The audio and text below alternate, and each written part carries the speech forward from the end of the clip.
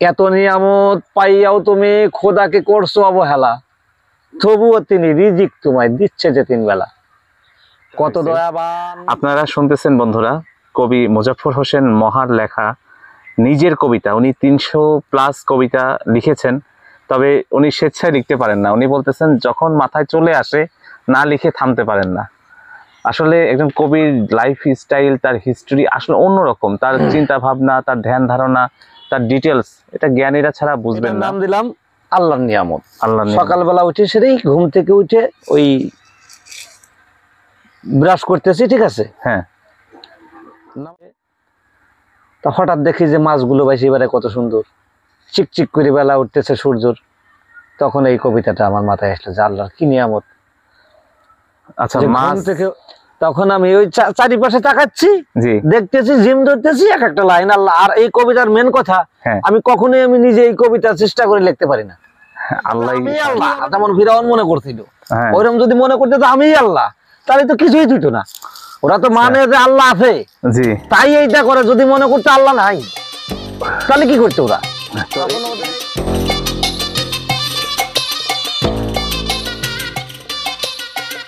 বলেন তো যদি।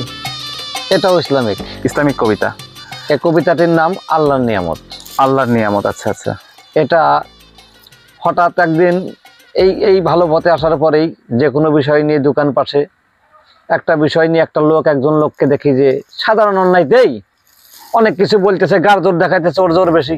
আচ্ছা আচ্ছা। তো তখন আমি চিন্তা করলাম, হায় হায়, এত নিয়ামত আল্লাহ দেয় আমাগরে, আর এই নিয়ামত পাওয়ার পরেও আমরা তার কোনো কামই করি না, এরপরেও আমাদের কিচ্ছু কয় না। আর আমরা এর দেয়া কান সিঁড়ি দেখে থাপড়াই। তাহলে ওই আল্লাহর মতো ক্ষমতা যদি আমার হাতে হইতো, কিছুই তো হতাম না। এই জন্য ওদের বোঝানোর জন্য যে মানুষগুলো যদি মনে করতে আমি আল্লাহ, যেমন ফিরাউন মনে করছিল, ওইরকম যদি মনে করতে আমি আল্লাহ, তাহলে তো কিছুই দিত না। ওরা তো মানে যে আল্লাহ আছে, তাই এইটা করে। যদি মনে করতে আল্লাহ নাই, তাহলে কি করতো ওরা? তখন ওদের এই ব্যাপার থেকে আল্লাহর নিয়ামত, হ্যাঁ, যে তোমার কপালের সামনে কি আছে, তুমি তো জানো যে আল্লাহ রহিম রহমান, কিন্তু আল্লাহ যে কত বড় কাহার রূপ ধারণ করবে, তোমার জন্য কি হবি আমি তোমার এমনি বুঝবার গেলে পাগল কবানে। দাঁড়াও, কবিতা লিখে দিই। দিলাম কবিতা। আচ্ছা, কবিতা লিখে দিলাম হলো আপনার ওই, এটার নাম দিলাম আল্লাহর নিয়ামত। সকালবেলা উঠে সেরেই ঘুম থেকে উঠে ওই ব্রাশ করতেছি, ঠিক আছে, হ্যাঁ, নামাজ শেষে আবার এই মিসওয়াক করতেছি বসে বসে। আচ্ছা। তখন ওই যে আমাদের এই কাঁঠাল গাছ করে পুষ্কনির চালায়, হ্যাঁ, ওখানে বসে তা হঠাৎ দেখি যে মাছগুলো ভাই এবারে কত সুন্দর চিকচিক করে বেলা উঠতেছে সূর্যর। তখন এই কবিতাটা আমার মাথায় আসলো যে আল্লাহর কি নিয়ামত। আচ্ছা, মাছ দেখে, সূর্য দেখে এবং মাঠের ফসলগুলো দেখে। থামালাম, কিছু মনে করবেন না। মানে একজন কবি যে কত ডিটেলস দেখে। আমরাও তো মাছ দেখি, আমরাও তো সূর্য দেখি।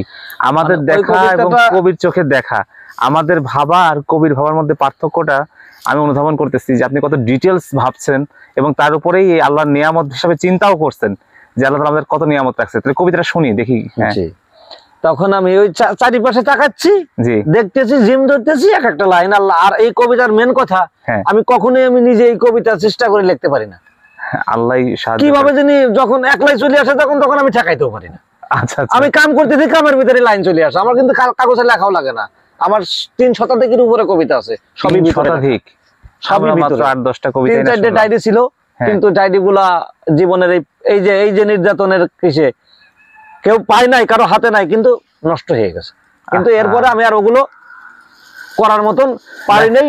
পরে দলিল হিসাবে আবার নতুন কিছু লিখতেছিলাম, এই যে এইগুলো লিখে লিখে ও বানান টানানে ভুল যায় দেখে আমি আবার কম্পিউটার দিয়ে ঠিক করে করে এই যে টাইপ করে করে রাখা সব, এগুলো আমার দলিল আছে, সমস্যা নেই। কিন্তু মূল যে ডায়েরিতে লিখতেন সেই আগে 20-25 বছর আগে, আরো 7 বছর 8 বছর আগে ওটা হয়ে গেছে।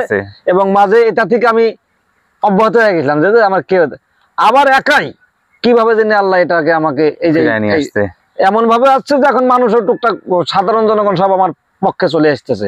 এবং যারা দুষ্কৃতী তারা আমাকে পাগল বলে আখ্যাত করতেছে এবং আমাকে বিভিন্ন দুষ্কৃতি সাজানোর চেষ্টা করছে, কোনো ভুলই পারে নাই। এখন এরা একটা মানে খালি আমাকে কিভাবে মাইরে দেওয়া যাবে, মারার তো সম্ভব না, বড় ফ্যামিলির ছেলে। হ্যাঁ, এবার জেল খাটাবে তাও সম্ভব না, বড় চেষ্টা করতে তাও পারে না, এই বড় বড়টা আছে ফ্যামিলির ভিতরে। আমি গরিব হইতে পারি, আমার ফ্যামিলি ব্যাকগ্রাউন্ড অনেক বড়, ঠিক আছে। আলহামদুলিল্লাহ, জি। তা এখন এরপরে আমি কবিতাটা লিখলাম।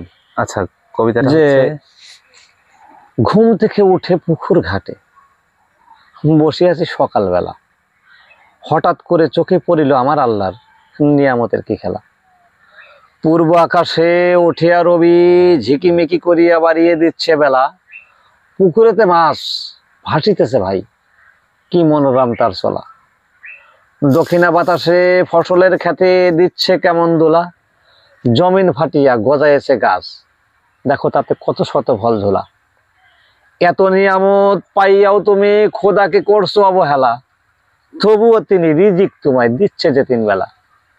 কত দয়াবান প্রভুকে ভুলিয়া হয়েছ যে তুমি শয়তানেরই চেলা, ডুবিলে বেলা অমন বুঝিবে ঠেলা, যত ভালোবাসা তার আছে তত জ্বালা।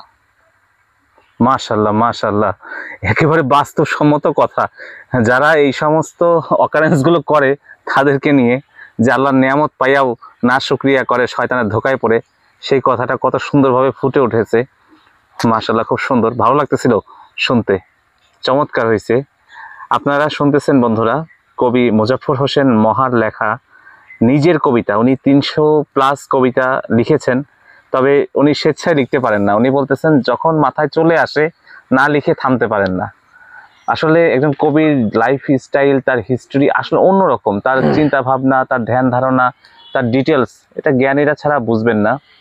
যাই হোক, আমরা ছিলাম কবি মোজাফফর হোসেন মহার সাথে রাজবাড়ী জেলার বালিয়াকান্দি উপজেলার, গ্রামটা হচ্ছে দিয়ারা গ্রাম। আমরা এখন ইউনিয়ন, ইসলামপুর ইউনিয়ন না, ইসলামপুর গ্রাম, ইউনিয়নের 5 নং ওয়ার্ড, দিয়ারা গ্রাম 5 নং ওয়ার্ড বলতেছেন। বসে আছি আমরা, এই যে পেছনে যে বিশাল মাঠ, এই মাঠকে স্থানীয়রা তেনাই মাঠ বলে। আর এই গ্রামটাই হচ্ছে দিয়ারা গ্রামের ভেতরে।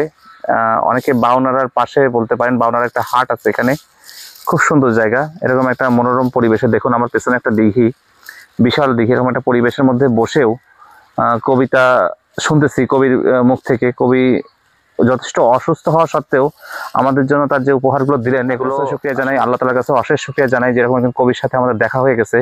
আসলে মুসাফির কালেকশন ইউটিউব চ্যানেলটা বাংলাদেশের বিভিন্ন আনাচে কানাচে বিভিন্ন পথে প্রান্তরে ঘুরে বেড়ায় আপনাদের জন্য কিছু ভালো ভালো কন্টেন্ট তুলে ধরার জন্য। এরকম একজন গুণী মানুষকে আমরা সাথে পাইছি, ধন্যবাদ আপনাকে। ধন্যবাদ।